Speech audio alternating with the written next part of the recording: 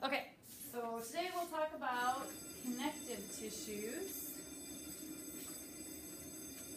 So connective tissues, the name kind of says its job. It binds, it's going to connect things. So connective tissue binds, support, protect, framework. When I think of connective tissue, I kind of think of like in your cartilage and things like that. Fill spaces, fat tissue is also considered connective tissue, produces blood cells. So your connective tissue really has a large range of functions. Helps to repair tissue damage. So there's a lot of things that kind of fall under the range of connective tissue. Unlike epithelial, connective tissue has a lot of extracellular matrix. So when we talked about epithelials, we said in between the cells there wasn't very much stuff. In connective tissues, there's a lot of stuff, extracellular matrix in between the cells. So intercellular material, basically this extracellular matrix, is protein fibers, ground substance, different things that are found in between the cells. And that extracellular matrix might help to provide more support or different things like that. Connective tissue, like epithelials, can divide pretty easily, and most of them are going to have a good blood supply. Where your epithelial cells, not a lot of blood, we said you could scratch yourself and blood didn't appear unless you got too deep. Here, connective tissue does have a good blood supply other than cartilage. And cartilage does not have a good blood supply. Therefore, to repair cartilage, it takes a longer period of time. So here's just an example, a picture diagram looking at a cell membrane. That's probably not the most important picture on your slides. When we start looking inside of your connective tissue, there's different types of cells. So a fibroblast, here's where we start to split things apart. Fibro means fiber, blast means build. So fibroblast is going to build fibers. It's the most common cell type in connective tissue. It has kind of a star shape. It secretes fibers, it makes or builds fibers, and it's a fairly large cell. Macrophages are the opposite. They are going to basically eat large pieces. So phage basically means like cell eating or destroying, and macro means large.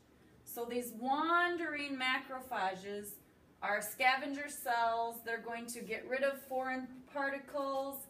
Phagocytosis is a way of eating cells or getting rid of cells. So basically their job is to clean up. They get rid of cells that are no longer needed. They might get rid of cells that are infectious, so that's how they defend against infection. They can move and they get rid of materials that are not wanted. Mast cells are large, they're fixed, they don't move, just like your fibroblast doesn't move. They're typically located near blood vessels, and their job is basically they release heparin, and that's anticoagulant, so it causes your blood to keep moving, not clot. And it also releases histamine, which is basically an inflammatory. So it's going to promote inflammation of certain areas or cause them to be inflamed. So there's a picture of the fibroblast cell, star-shaped, pretty big, doesn't move. There's a macrophage. It's going to go around Here you can see this is the cell that it is eating or destroying, taking inside of itself. And there's a picture of a mast cell. So those are just actual pictures. So those are cells. Cells build tissue. So some connective tissue fibers, collagen, I'm sure you've heard of on commercials, probably talking about skin. So strong bundles of collagenous fibers, they're white, they're made up of protein. They add strength for holding things together. So you've probably heard of collagen when you talk about collagen like in the face.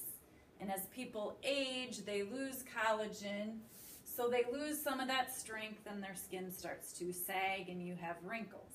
Well, there's other places in your body that use collagen, and that collagen provides strength in other areas too to hold body parts together.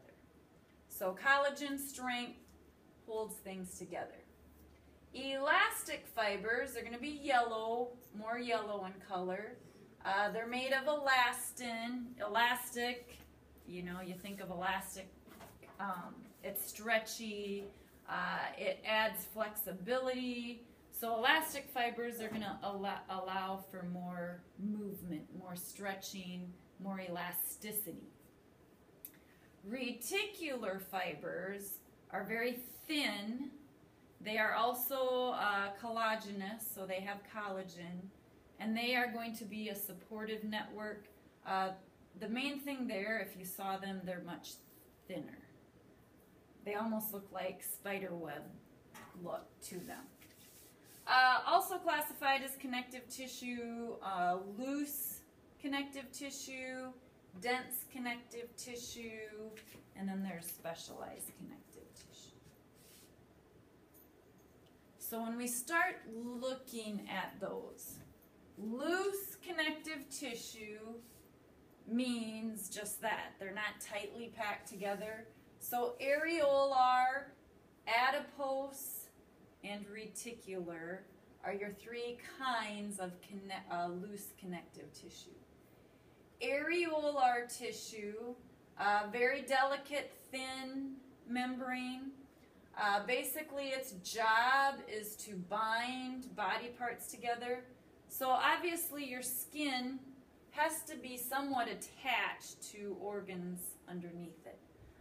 When we dissect our cats at Sanborn, you can see this areolar tissue. If you've ever went hunting and you've skinned something, there's this very delicate tissue, and there again, it looks almost like spider webs that you can cut through, and it binds the skin to mostly muscle underneath it. So areolar, very delicate, very thin. When we dissect the cats later on, we'll see that. The majority of the cells in areolar tissue are fibroblasts, so they're going to produce gel, and then they also contain collagen and elastic fibers. These are very thin fibers, so they're easily stretched, they're easily broken. So here's kind of a picture of, here would be a larger collagen fiber that's running through it. In here, they're a bit more pink. They don't show up quite as well. Elastic fibers are much thinner. You can see as they go through. And then a fibroblast is going to be a cell, and they're going to show up as dark purple. I will probably not have a diagram like that on your test. Adipose, everybody's favorite. Adipose is basically your fat cells, or fat storage. So adipose tissue, loose tissue, its sole purpose is to store fat. It's found underneath the skin, and I don't care how thin you are, you have adipose tissue, you store fat cells. Underneath the skin, there's a layer of fat. If you go to a cadaver, if you dissect cats, if you skin something there again, you'll see the fat layer that's underneath the skin. You need fat in your joint areas for protection. padding the kidneys. Your kidneys have a storage of fat. Your heart will actually have fat that collects around it and in certain abdominal membranes. And with females, even more so because of reproduction, tend to store more fat in the abdominal area. Adipose tissue is made up of adipocytes. Here again, site means cell. So fat cell, adipose cell. Functions to store energy. Fat is a huge supply of energy when needed. So carbohydrates are going to be used by your body first, but then fats are used next, and they actually have a larger supply of energy. And what you can see here in a fat tissue or adipose tissue, it is very open. Basically, you can see the structure of the fat droplet. Nucleus is very small. This whole area would be one fat cell or adipose cell, and there's not a lot inside of it. So adipose tissue is easy to pick out on a microscope, on a slide. Reticular connective tissue is made up of thin collagen fibers, kind of a 3D network. Reticular is going to give framework again, internal organs, your liver and spleen. Reticular connective tissue, probably not quite as common as the other two. So as we move on to dense connective tissue, obviously loose is arranged loosely. Dense connective tissue is going to be more densely packed, closer together, a bit stronger. It's going to also be made of collagenous fibers, very strong, but don't have a very good blood supply. So tendons, ligaments, the white outer layer of your eye, the whites of your eye, the sclera, all made of dense connective tissue. So tendons and ligaments, very strong. They hold your joints together.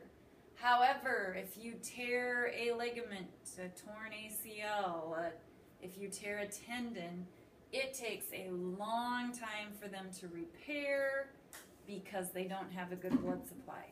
Without blood being there constantly, things take longer to heal. So very strong, but not real quick when it comes to repairing. So here you can see dense. They are very closely packed together. It's actually showing your knee area. So your MCL, a medial ligament, would be on the inside of your knee. ACL actually kind of goes diagonally across the knee. Cartilage is another type of dense connective tissue, very rigid. Here again, framework, and it also lacks blood supply, so it's going to heal slowly. So there again, if you damage some type of cartilage, and that in the knee area again, meniscus is a type of cartilage, it's going to heal slowly. Cartilage cells, cytes is cells, chondro means cartilage. So cartilage cells lie inside of lacuna, what are little gel-filled matrix. So lacuna is basically like the open spot or the housing area for those cartilage cells. Most cartilage structures are enclosed in a perichondrium, so outer layer of cartilage, and that outer layer is vascular. So that outer layer does have blood supply to it. Most common hyaline cartilage is white in color again, lots of collagen, and it's found at ends of bones. Supports the respiratory structure, important embryonic development. When you were an embryo, when the fetus is developing, it starts out as cartilage. Your skeletal system starts out as cartilage. before it actually turns to bone, and that is hyaline cartilage.